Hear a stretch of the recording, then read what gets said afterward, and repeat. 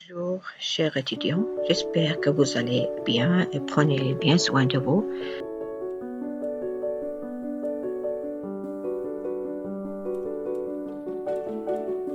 Travail, c'est un travail qui vise à réaliser des travaux pratiques pour adopter une signification pratique, plus pratique sur l'approche par compétence. Donc, ce travail, il est déjà planifié qu'il sera présentiel, mais à cause de cet empêchement, donc on va le travailler à distance. Donc, c'est un travail pratique qui concerne le deuxième volet. Le deuxième grand volet, c'est l'approche par compétence. Ce travail contient 6 questions essentielles. Vous allez bien réfléchir, bien se concentrer avant de répondre. Et j'espère que vous me répondiez avant la fin de la semaine. Donc, le dernier délai, c'est ce samedi de cette semaine-ci. Donc, l'objectif de ce travail, il vise à compléter nos savoirs par rapport à l'approche par compétence ainsi que les investir dans des situations de résolution. Donc, on a des savoirs, on a déjà connu les principes de base de l'approche par compétence, la construction de la compétence, les termes essentiels qui sont liés par la compétence. On va compléter ce travail par rapport à nos savoirs pour savoir comment pratiquer ces savoirs-ci dans des situations plus pratiques selon le visé. La première question, c'est quels sont les termes que connote pour vous le mot compétence? C'est le même exemple qu'on a déjà travaillé sur la pédagogie par objectif. On va citer des termes qui seront égaux, qui auront la même signification, qui connotent le même pour vous, mais selon votre propre compréhension, le mot compétence. Ici, j'ai suggéré 6 termes, par exemple, mais vous pouvez citer d'autres si vous en avez, bien sûr. La question numéro 2, c'est quels sont les traits caractéristiques d'une compétence par rapport à un objectif. Si vous vous rappelez très bien, on a déjà travaillé sur un objectif. Quelles sont les spécifications? Quels sont les traits distinctifs d'un objectif? Ici, on va développer notre travail. On va comparer un objectif par rapport à une compétence, mais à partir de ces traits distinctifs. J'ai suggéré qu'il y aura 5, mais il pourra y être moins, comme il pourra y être plus. Donc, la question numéro 3. Quelle est la différence entre le processus de contextualisation et de recontextualisation dans la construction de la compétence? Ici, on a pour construire une compétence, elle aura besoin d'un contexte très spécifique.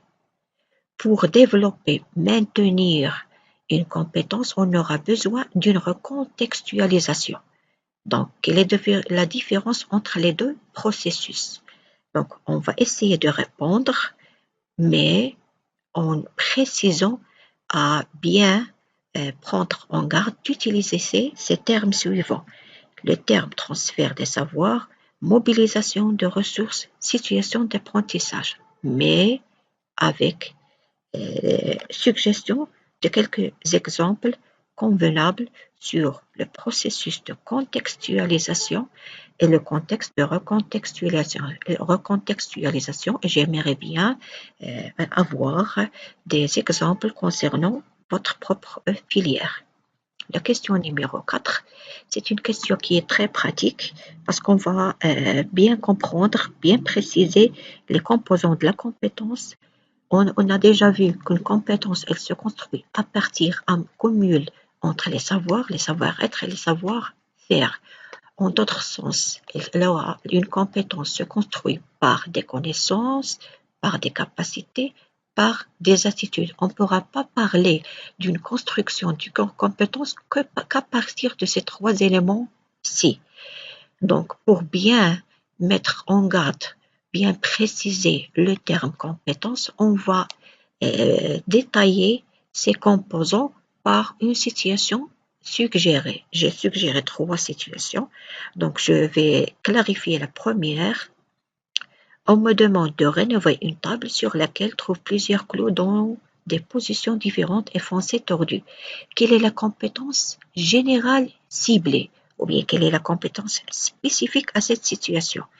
Dans cette compétence, quelle connaissance qui entrera en jeu? Quelle capacité qu'il faut y entrer avec les connaissances pour compléter la compétence? Quelle attitude aurons-nous pour entrer en cumulation avec capacité et les connaissances pour y avoir une compétence? La question numéro 5, c'est de proposer une lecture des tableaux des graphiques suivants en adoptant le langage de l'approche par compétence. Ici, on a un graphique, on a un tableau. Ce graphique-là, il nous clarifie les niveaux de la compétence ainsi que les manifestations nécessaires. Donc, le tableau, il complète ce travail, il nous donne des explications nécessaires, suggérées, mais ici, on va proposer notre propre lecture à partir de ces graphiques et ce langage, mais en adoptant le langage de l'approche par compétence, ça veut dire ces principes, ces termes, les significations.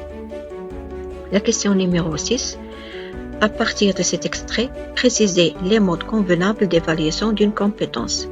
On a déjà travaillé sur la pédagogie par objectif. La pédagogie par objectif, on a cité comme titre d'évaluation, comme mode d'évaluation, les critères de réussite et les conditions de réalisation. Ici, la compétence, suite à ses caractéristiques, suite à ses spécifications, un mode de son construction, elle suggère qu'il y aura d'autres modes d'évaluation qui se distinguent de celle de l'objectif. Donc, on va bien lire cet extrait, on va bien le comprendre, on va se concentrer et bien comprendre les significations des phrases et des termes pour répondre à cette question-là. Quels sont les modes qui l'ont suggéré et qui sont convenables pour évaluer une compétence?